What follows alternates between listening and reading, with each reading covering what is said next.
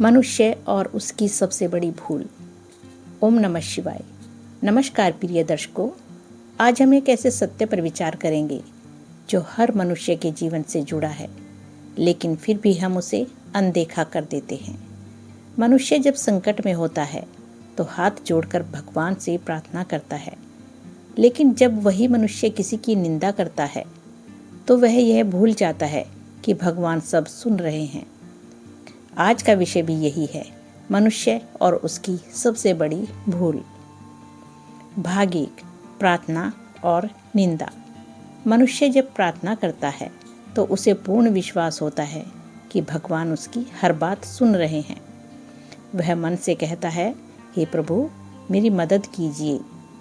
लेकिन वही मनुष्य जब किसी की बुराई करता है, झूठ फैलाता है या किसी का अपमान करता है, तब वह यह भूल जाता है कि भगवान वही है जो उसकी प्रार्थना सुनते थे।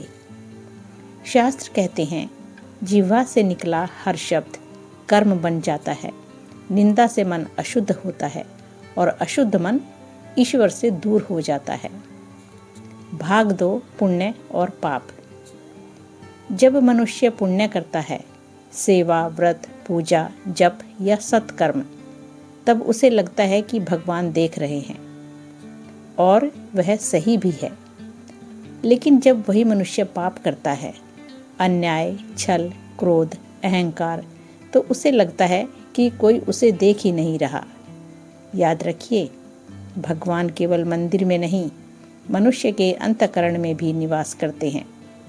पुण्य करते समय याद है, पाप करते समय भूल जाना, यही मनुष्य की सबसे बड़ी भूल है। भाग 3, दान और चोरी।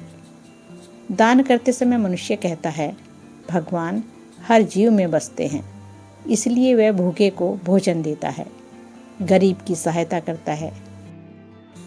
परंतु चोरी करते समय, किसी का हक छीनते समय, भ्रष्टाचार करते समय वह यह भूल जाता है कि जिसका हक छीना जा रहा है उसमें भी वही भगवान विराजमान है। दान केवल धन का नहीं, न्याय और ईमानदारी का भी होता है। भाग 4, प्रेम और नफरत। प्रेम करते समय मनुष्य कहता है, पूरी सृष्टि भगवान की बनाई हुई है, वह रिश्तों में मिठास घोलता है।